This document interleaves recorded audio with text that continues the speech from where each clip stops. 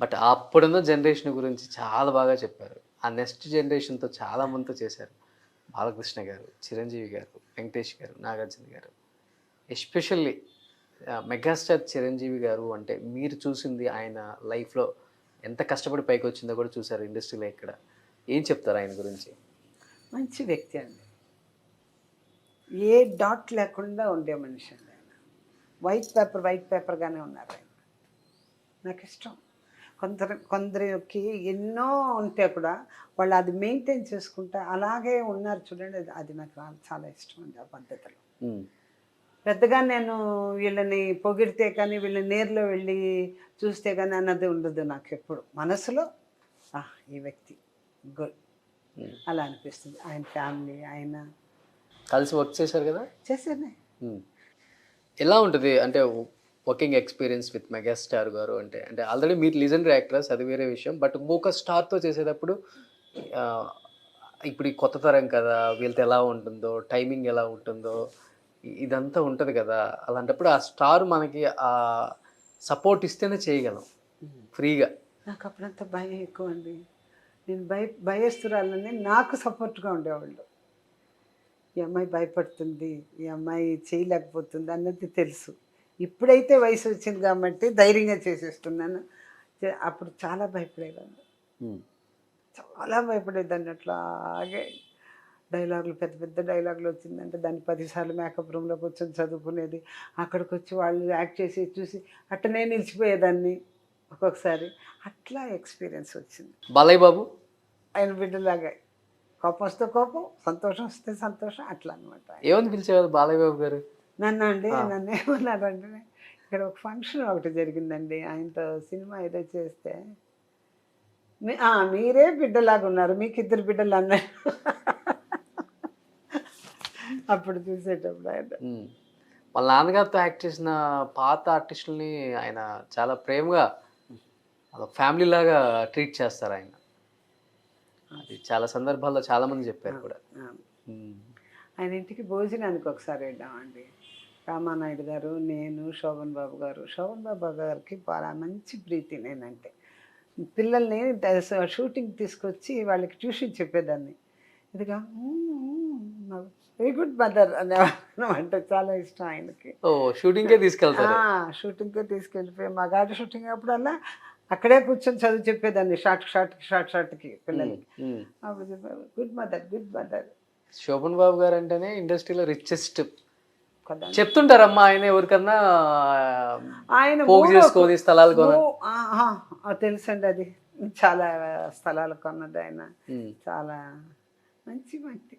ఎందుకో అలా సడన్‌గా చనిపోయారు పాపం. హ్మ్. ఎంత పద్ధతి గల మనిషి అండి ఆయన. సాటర్‌డే, సండే యాక్ట్ చేయరు. ఎవరితో ఎక్కువ హలో అమ్మాయి ఎలా ఉన్నావు అంతే. అలాగా చాలా ఆ! మంచి మనిషి. ఒకసారి నేను శ్రీదేవిని వెళ్ళిపోయి అమ్మా ఎలా ఉన్నావమ్మా అన్నాను. ఆమెకేమంటే 10,00,000 తీసుకొని హ్యాపీగా అప్పట్లో చాలా బాగుంటుంది మా ఆవిడని పోయి ఎలా ఉన్నావు అని అడుగుతావేంటి అన్నారు. సో, అంత చనువుగా ఉంటారు. హ్మ్. బట్ శోభన్ బాబు గారు బాగా రూపాయి పోగేసి అవును. రియల్ ఎస్టేట్‌లో పెట్టినంత పెట్టలేదంటుంటారమ్మా ఇక్కడ చెన్నైలో గూడా. ఆ, ఆయనలాగా ఎవరు ఇన్వెస్ట్ చేయలేరు. అంత ఇన్వెస్ట్ చేశారు ల్యాండ్స్ మీద అంటుంటారు. అవునండి. అవును హ్మ్. చెప్పారు. చాలా ల్యాండ్స్ ఉన్నాయని మట్టుకు విన్నాను నేను హ్మ్. ఆయనకి. అక్కడ పూనమల్లి ఆ సైడు చాలా ఉంది అన్నారు. అండ్ లేడీ ఆర్టిస్టులు కూడా చాలా మందికి ఫస్ట్ అదే అడుగుతాడంట. ఎవరికైనా గాని పరిచయం ఉంటే. ఆ, ముందు మీకు జాగ్రత్త చేసుకోండి. వచ్చిన దాన్ని ల్యాండ్స్ మీద ఇన్వెస్ట్ చేయండి. అదే ఫ్యూచర్ మీకు అని. అవును. కానీ అప్పుడే ఆయన ల్యాండ్స్ గురించి క్యాలిక్యులేట్ చేసేసారు చూడండి. అప్పుడంతా ఏంటంటే చెన్నైలో ఎంత తక్కువ అండి. టీ నగర్‌లో హబీబుల్లా రోడ్‌లో నేను చంద్రకళ, రోజారమణి మేమిద్దరం ఈయన సత్యం గారి సినిమా యాక్ట్ చేసేటప్పుడు మాకు 25,000 మాట మా రెమ్యునరేషన్. దీంట్లో ఆ 3 గ్రౌండ్‌లు అక్కడ ఉంటే మమ్మల్ని కొనుక్కోమని చెప్పారు. 20,000కి. ఇప్పుడు కొనగలమా అసలు టీ నగర్‌లో? ఒక గ్రౌండ్ 20,000 అంతే. అంతే. మా రెమ్యునరేషన్ అంతా. అంటే అప్పుడు మాకు అన్ని కోట్లనమాట. అప్పట్లో దాన్ని బట్టి చెప్పుంటారు మీ దగ్గర.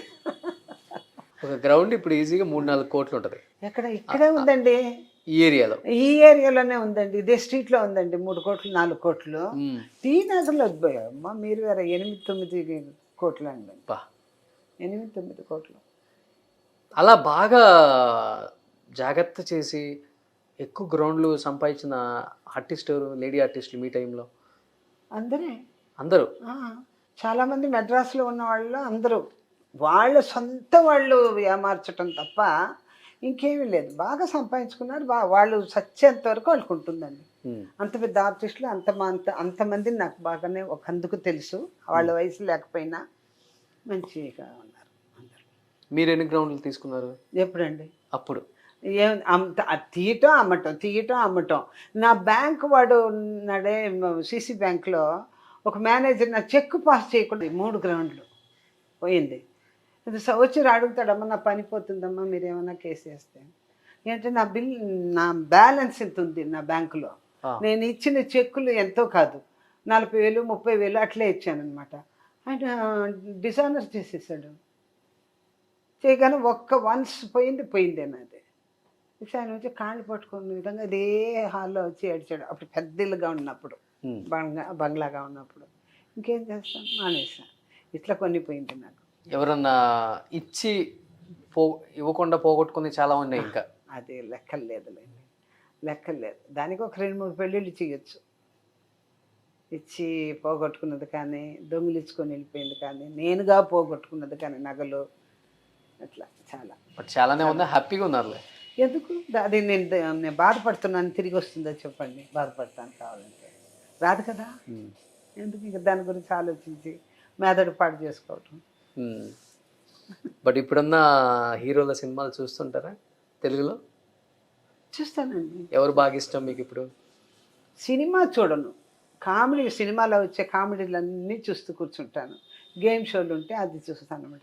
ఎక్కువ భక్తి ఛానల్, హిందూ ధర్మం ఇలాంటివి చూస్తాను ఎక్కువ. శ్రీశంకర, తమిళ్లో కొన్ని సీరియల్స్, వేందంజన్